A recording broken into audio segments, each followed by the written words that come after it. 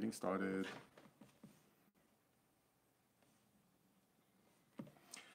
Well, good evening, good morning, good afternoon, everyone. That's usually how I start. Thank you for joining me.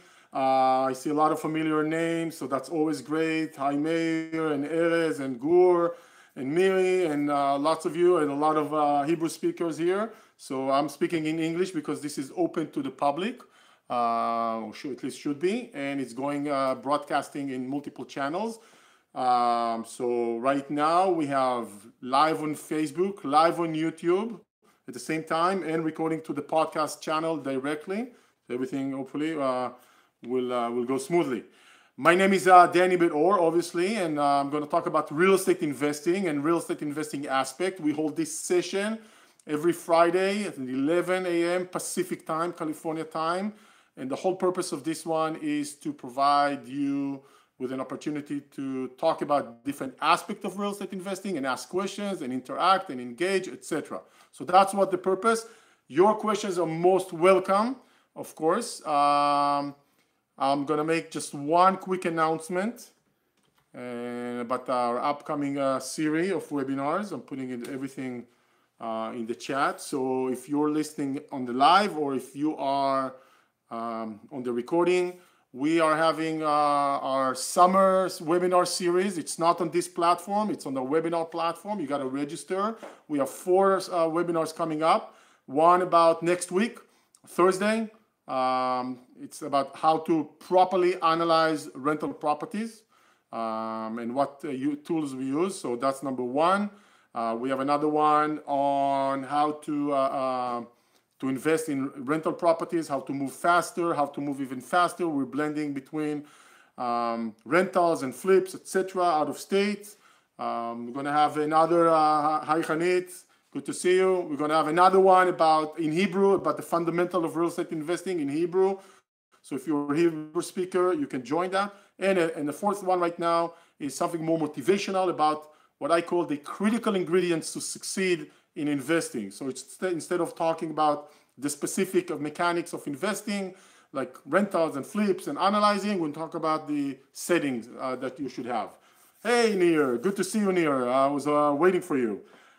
So those are the webinars. You can register on simplydoit.net. I also placed the code for the fee-based webinars, which is SumWeb 5, as in Summer Web 5, so Sum, S-U-M, Web 5, to get a $5 discount. Out of the 4 webinars I mentioned, 2 are for $10 and $15, and 2 are free. So you're most welcome to register in order to get, to participate and actually learn. This is about teaching, online class. This is not about, a sales pitch. Good. Now let's talk about with today's topic, which is evictions. So let's talk about evictions for today. Something I haven't spoken to quite some time. Okay, so how do we deal with evictions? In my mind, the first way to deal with eviction is actually try to avoid them in the first place. Very trivial, but not a lot of people know how to actually do it in the first place, right? So avoiding or reducing the chances of having evictions is probably the best way to deal with evictions. Easily said, more difficult or more challenging, to do. How do you avoid? Okay, so let me start by saying a couple of things. First of all, in my career of multiple properties, many years, multiple markets around the country, I have had maybe 4 or 5.5 evictions, something like that, right, over the years. So relatively to my activity, it's a very small number, and I'm glad it is actually. One of the things that happened to me is that the more eviction I had, the more the tenants I dealt with, directly or indirectly, taught me how to deal with evictions. So there's a couple of ways how to deal with when evictions when we get to that point. I can tell you that my first eviction was probably back in 2005 in Fort Worth, Texas. You see, I still remember the house and the location. And my property manager called me and said, hey, what do you want to do with this situation? We have a tenant that's for 4 consecutive months. She's being late and late and late. She always paid, but what do you want to do? And I said, what do you want to do, Mr. Property Manager? So well, I think we should evict her. And this was the first time I heard the word eviction in the sense of, like with direct sense, and it hit me. Like, okay, I'm going to go through an eviction. I have to deal with an eviction. I didn't like the concept. I didn't like the idea. I didn't want to deal with it. I said, listen, you do whatever you want with this situation, what you think is best. I'm trusting you, Mr. Property Manager, and I don't want to be involved. I don't want to deal with it. Actually, it kind of freaked me out to a certain extent because eviction, it sounds like so harsh, right? And that was one of the first time I've actually realized that dealing with eviction, dealing indirectly with eviction, letting the property manager, someone else deal with it, it's actually a good thing, right? So the property manager has to deal with it. I am distant from that situation. I don't have to deal with that. Good. So that was one of those times that I actually appreciated my property manager for handling this issue altogether. Now, and they dealt with it and evicted her, and that was rather smoothly. The best way to avoid evictions is actually to buy correctly. Again, easily said, usually not necessarily done that way. What I mean by buying correctly? A lot of people just go out and buy without taking into consideration those aspects. For example, we like to buy in states around the US that the laws are favoring the landlord and not the tenant. What does that mean? It means the laws or the attitude is for people, if eviction gets to the court, usually the owner has the upper hand and not the tenant. Some states, the tenant have the upper hand, they're more sympathetic to the tenant. And some states, they're more sympathetic to the owner, right? Very, very important. How important? Well, let me give you 2 examples. If you're in California, there's a very good chance, tenant sympathetic state, there's a very good chance that your eviction process, if you got to that point, will take a long period of time, maybe 2, 3, 4 months, can be dragged even more, and will cost you quite a lot. It's an expensive process relatively in California.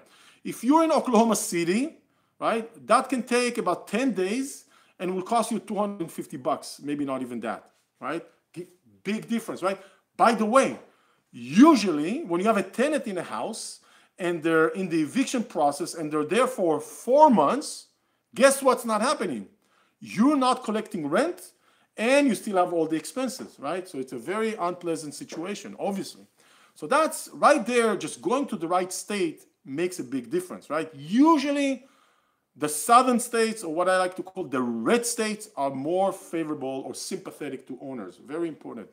Now, let me tell you one other thing that I realized a few years ago. Those states that I keep mentioning, the red states, right? Remember that it's not just they are sympathetic to the owners, the setting is sympathetic to the owner. So the tenants know that in these states, the laws are favoring the landlord and not the tenant. So right there, it sets the tone for a tenant not to be in that situation to begin with. So a tenant that knows he will have better chances dealing with the courts, with the owner in an eviction process, will be more inclined to have, to give us problems. A tenant that knows he's probably not going to have the upper hand, like the red states, the southern states, will probably want to avoid it to begin with. So right there, it's very, very important how to avoid, go to the right state. Second thing is do a proper qualification or verification of a tenant before they come in, right? What that means is, the background check and the rental history and all of that's very, very important to kind of eliminate potential problems, okay? Again, easy said, not a lot of people do that. No wonder you end up with evictions, right? By the way, if you buy certain type of properties, again, there's a higher chances that's going to happen. For example, I can tell you that from my experience, that when I own properties that are on the lower end, the cheaper ones that are attracting, people with lower income, there are more evictions happening altogether, more issues with tenants defaults and evictions to begin with. Most of the properties that I've owned and my investors owned over the years with upper middle class, middle class lower middle class type of neighborhoods and areas, houses, and are attracting more financially stable tenants that can afford to pay and pay on time and actually want to avoid problems to begin with, right? Again, those are tweaks, but look how important they are. The state, the verification, the type of properties, it all leads to that, to that situation that you have to, you can, avoid, right?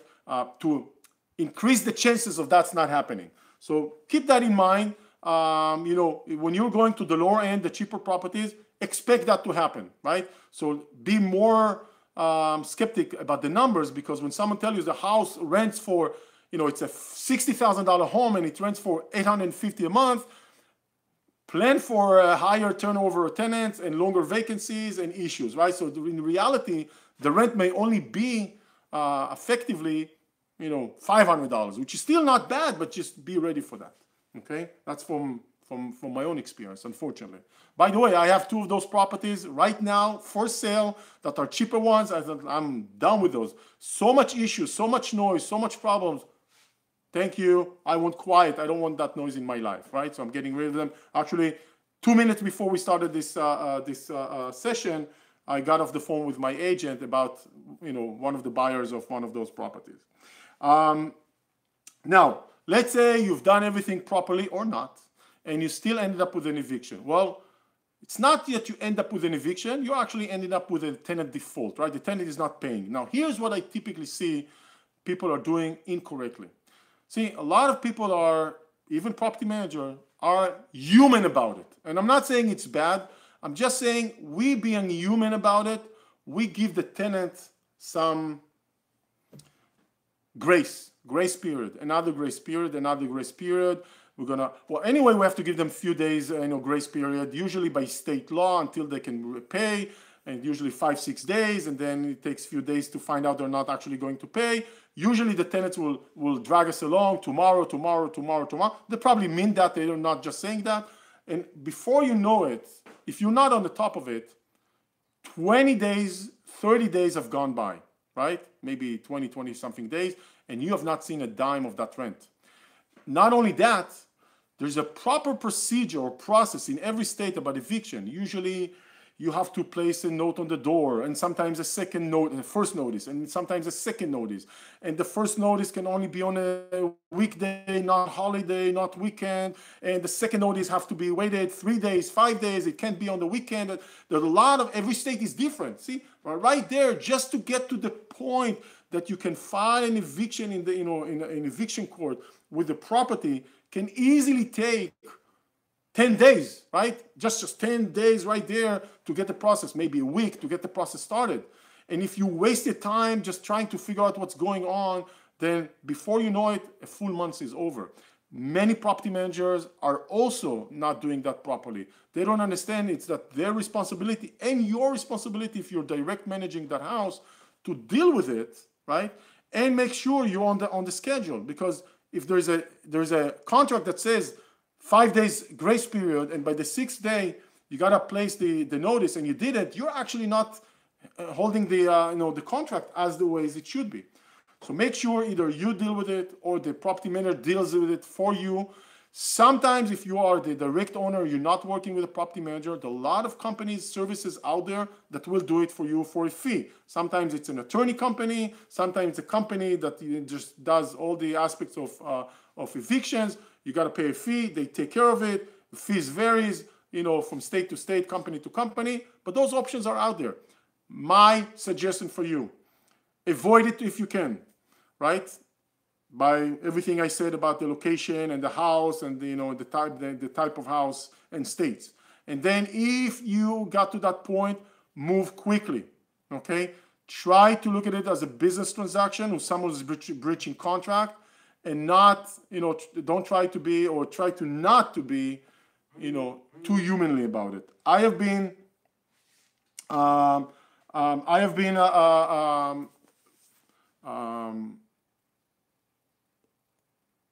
okay about it, nice about it. I had tenants in Orlando, Florida that came to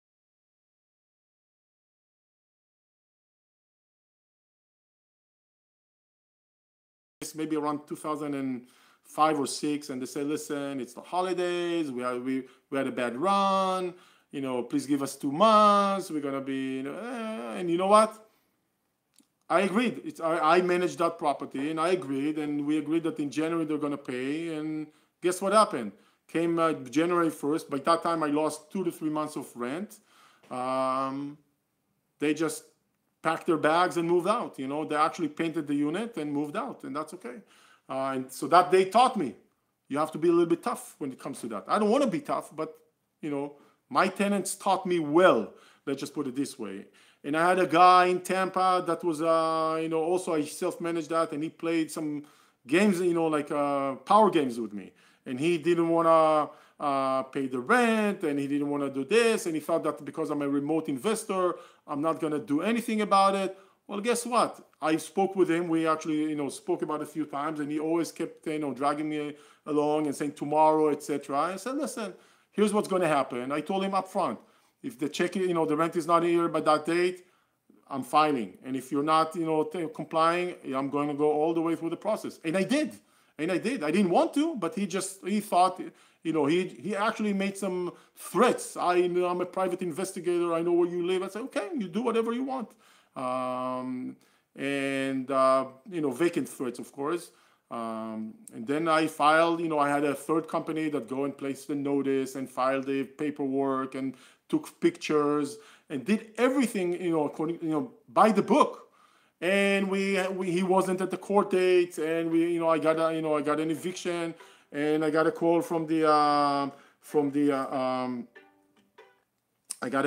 sheriff to coordinate the time, and we coordinated with the locksmith, and we got to make sure, because it's a gated community, that the sheriff and the locksmith will meet outside and drive in and do everything, and we did. The only thing I did was gracefully or humanly about it. I was supposed to move all his belongings from the unit, he was on the road, to the sidewalk. That's what I was supposed to do. Everything out to the sidewalk, right? And you know what happens when you send things to the sidewalk? But I felt that if I'm going to do this, I'm going to really hurt him badly, and I just thought that's not a good thing to do. So I went through the process. He actually called me a few hours after the locksmith and the sheriff were there. And he said, listen, I understand the sheriff was here. I said, yes, exactly. And I said, listen, your stuff is in the unit. In 3 days, it's going to the sidewalk. You decide what you want to do. Oh, don't, I will. And we agreed we renegotiated the terms. He paid all his dues, paid all my expenses, increased his security deposit, and I sent him a key, and he went back and he actually rented, and no more issues after that. So at that point, I had no more issues with this guy because he knew I wasn't playing around, right? So that's those are the things that you want to understand when you're getting to this point. The most important thing, if I have to tell you in a short summary what to do about evictions, is this. If you're doing it by yourself, don't waste valuable time. Do whatever the contract, the law allows you to do. You can actually start the eviction process, and while having a open communication channel with the tenant, and say, listen, I have to start, but if you come up and pay everything by that date, I'm not gonna do anything about it. I'm just gonna pause it, or you'll owe me some fees, right? And we're good to go. But I'm not gonna wait 2 weeks only to find out you can't pay. I'm losing those 2 weeks. I'm never gonna recoup, right? So if you're doing it by yourself, and by the way, if you're doing it with the property manager, you got to make sure the property manager is not wasting valuable time trying to figure out what's going on, right? So to speak. So do that. Make sure you're not losing valuable time while keeping opening communication lines or channels with the tenant, if it makes sense. And if you have to, think about it this way. When a tenant is not paying you, that's actually affecting your ability to pay the mortgage. So someone is actually living in your house for free, and you are still obligated to the mortgage, still obligated to the expenses, right? So make sure you remember that. Evictions are not fun. Eviction cannot be eliminated if you want to be a real estate investor, but they can definitely be reduced, or the chances of having them exist in your life as an investor being reduced just by following our formula, of investing, which is, good areas, good states, good type of properties, avoiding kind of avoiding the problematic ones to begin with, right? Some investors are so attracted to the cheap cash flow, cash cow, which I talked about it last week. They don't see the big picture of, oh my God, what kind of a set of issues and problems it brings with it, which I have been experiencing myself. So, not interested. I want peace and quiet. I want to be able to buy and hold and have minimal issues or as little issues as possible. Noise, I call it, from ownership. With that said, I am done with what I wanted to say about the evictions. If you have any questions, by all means, please post them and we'll take them one by one. That's the whole purpose of this session. If you're watching the recording, then you're still feel free to submit questions after, on the recording, not on the live. That's not a problem. If you want to speak with us in an intimate way, please contact us. You can do it through our website, simplydoit.net. You can send an email directly to us at meet, MEET, at simplydoit.net. Meet like meeting, but just meet. At simplydoit.net, and we will be happy to speak with you. We work with investors all the time, buying rental properties. Actually, once we're done with this one, we are sending a package, not a package, 4 properties in Houston that are really good deal, off market, below market, strong cash flow. Very hard to find such properties, super hard to find such properties in Houston these days. So hopefully, we're already sending them out to our hot investors that are ready for them. But we have other markets as well. Last thing before we take questions, like I said earlier, you can look up at the previous comments. But we have a series of webinars coming up starting next week. About every 2 weeks, we have a webinar, different topics, different aspects of real estate. This is not a Facebook Live. It's a different platform session. You're most welcome to join us, to learn, to get educated, to execute. That's all about the execution. That's it. I'm done here. I'm going to wait for 2 more minutes, not 2 more, maybe 1 more minute, see if questions are coming up before I will let you go for the long weekend.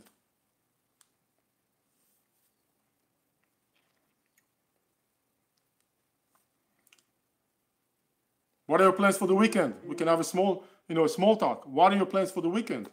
I can tell you that I'm scheduled to go camping again this weekend. So hopefully, weather will permit. I'm looking forward to it with my little boy.